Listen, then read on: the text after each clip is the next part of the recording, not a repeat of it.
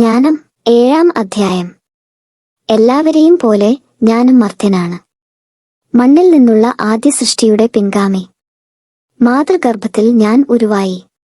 ദാമ്പത്യത്തിന്റെ ആനന്ദത്തിൽ പുരുഷ ബീജത്തിൽ നിന്ന് ജീവൻ ലഭിച്ചു 10 മാസം കൊണ്ട് അമ്മയുടെ രക്തത്താൽ പുഷ്ടി പ്രാപിച്ചു. ജനിച്ചപ്പോൾ ഞാനും മറ്റുള്ളവർ ശ്വസിക്കുന്ന വായു തന്നെ ശ്വസിച്ചു. എല്ലാവരും പിറന്ന ഭൂമിയിൽ ഞാനും പിറന്നു വീണു. എന്റെ ആദ്യ ശബ്ദം എല്ലാവരുടേതും പോലെ കരച്ചിലായിരുന്നു. പിള്ളക്കച്ചയിൽ ശ്രദ്ധാപൂർവം ഞാൻ പരിചരിക്കപ്പെട്ടു. രാജാക്കന്മാരുടെയും ജീവിതാരംഭം ഇങ്ങനെ തന്നെ. എല്ലാ മനുഷ്യരും ഒന്നുപോലെയാണ് ജീവിതത്തിലേക്ക് വരുന്നത്. എല്ലാവർക്കും ജീവിത കവാടം ഒന്നുതന്നെ, കടന്നുപോകുന്നതും അങ്ങനെ തന്നെ. ഞാൻ പ്രാർത്ഥിച്ചു, എനിക്ക് വിവേകം ലഭിച്ചു.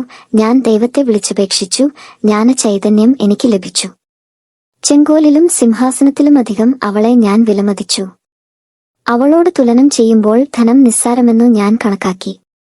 അനർഘരത്നവും അവൾക്ക് തുല്യമല്ലെന്നു ഞാൻ കണ്ടു. അവളുടെ മുൻപിൽ സ്വർണം മണൽത്തരി മാത്രം, വെള്ളിക്കളിമണ്ണും. ആരോഗ്യത്തെയും സൗന്ദര്യത്തെയും കാൾ അവളെ ഞാൻ സ്നേഹിച്ചു. പ്രകാശത്തെക്കാൾ കാമ്യമായി അവളെ ഞാൻ വരിച്ചു. അവളുടെ കാന്തി ഒരിക്കലും ക്ഷയിക്കുകയില്ല. അവളോടൊത്ത് എല്ലാ നന്മകളും എണ്ണമറ്റ ധനവും എനിക്ക് ലഭിച്ചു. അവയിലെല്ലാം ഞാൻ സന്തോഷിച്ചു. ജ്ഞാനമാണ് അവയെ നയിക്കുന്നത്. എങ്കിലും അവളാണ് അവയുടെ ജനനിയെന്നു ഞാൻ ഗ്രഹിച്ചില്ല. ജ്ഞാനം പകരാൻ ആഗ്രഹം. കാപട്യമെന്നിയെ ഞാൻ ജ്ഞാനഭ്യസിച്ചു. വൈമനസ്യമെന്നിയെ അത് പങ്കുവച്ചു. ഞാൻ അവളുടെ സമ്പത്ത് മറച്ചുവയ്ക്കുന്നില്ല. അതു മനുഷ്യർക്ക് അക്ഷയനിധിയാണ്. ജ്ഞാനം സിദ്ധിച്ചവർ ദൈവത്തിന്റെ സൗഹൃദം നേടുന്നു. അവളുടെ പ്രബോധനം അവരെ അതിനു യോഗ്യരാക്കുന്നു.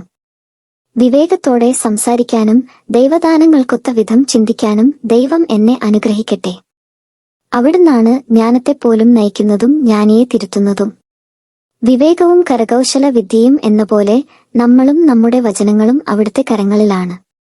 പ്രപഞ്ചഘടനയും പഞ്ചഭൂതങ്ങളുടെ പ്രവർത്തനവും കാലത്തിന്റെ ആദിമധ്യാന്തങ്ങളും സൂര്യന്റെ അയനങ്ങളുടെ മാറ്റങ്ങളും ഋതുപരിവർത്തനങ്ങളും വത്സരങ്ങളുടെ ആവർത്തനചക്രങ്ങളും നക്ഷത്രരാശിയുടെ മാറ്റങ്ങളും മൃഗങ്ങളുടെ പ്രകൃതവും വന്യമൃഗങ്ങളുടെ ശൗര്യവും ആത്മാക്കളുടെ ശക്തിയും മനുഷ്യരുടെ യുക്തിബോധവും സസ്യങ്ങളുടെ വിവിധത്വവും വേരുകളുടെ ഗുണവും തെറ്റുപറ്റാത്ത വിധം മനസ്സിലാക്കാൻ അവിടുന്നാണ് എനിക്കിടയാക്കിയത്. നിഗൂഢമായതും പ്രകടമായതും ഞാൻ പഠിച്ചു. ജ്ഞാനത്തിന്റെ മഹത്വം. സകലതും രൂപപ്പെടുത്തുന്ന ജ്ഞാനമാണ് എന്നെ അഭ്യസിപ്പിച്ചത്.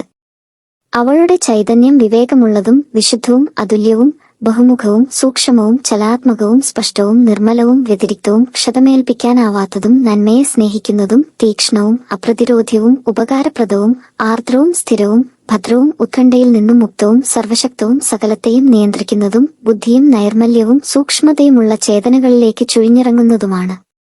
എല്ലാ ചലങ്ങളെയും കാൾ ചലനാത്മകമാണ് ജ്ഞാനം. അവൾ തന്റെ നിർമ്മലതയാൽ എല്ലാറ്റിലും വ്യാപിക്കുന്നു, ചൂഴ്ന്നിറങ്ങുന്നു. അവൾ ദൈവശക്തിയുടെ ശ്വാസവും സർവശക്തന്റെ മഹത്വത്തിന്റെ ശുദ്ധമായ നിസ്സരണവുമാണ്. മലിനമായ ഒന്നിനും അവളിൽ പ്രവേശനമില്ല. നിത്യതേജസ്സിന്റെ പ്രതിഫലനമാണവൾ. ദൈവത്തിന്റെ പ്രവർത്തനങ്ങളുടെ നിർമ്മലതർപ്പണം, അവിടുത്തെ നന്മയുടെ പ്രതിരൂപം. ഏകെങ്കിലും സകലതും അവൾക്കു സാധ്യമാണ്. മാറ്റത്തിന് അധീനയാകാതെ അവൾ സർവവും നവീകരിക്കുന്നു. ഓരോ തലമുറയിലുമുള്ള വിശുദ്ധ ചേതനകളിൽ പ്രവേശിക്കുന്നു. അവരെ ദൈവമിത്രങ്ങളും പ്രവാചകരുമാക്കുന്നു. ദൈവം എന്തിനേയും കാളുപരി ജ്ഞാനികളെ സ്നേഹിക്കുന്നു. ജ്ഞാനത്തിന് സൂര്യനേക്കാൾ സൗന്ദര്യമുണ്ട്. അവൾ നക്ഷത്രരാശിയെ അതിശയിക്കുന്നു. പ്രകാശത്തോട് തുലനം ചെയ്യുമ്പോൾ അവൾ തന്നെ ശ്രേഷ്ഠ. കാരണം പ്രകാശം ഇരുട്ടിന് വഴിമാറുന്നു. ജ്ഞാനത്തിനെതിരെ തിന്മ ബലപ്പെടുകയില്ല.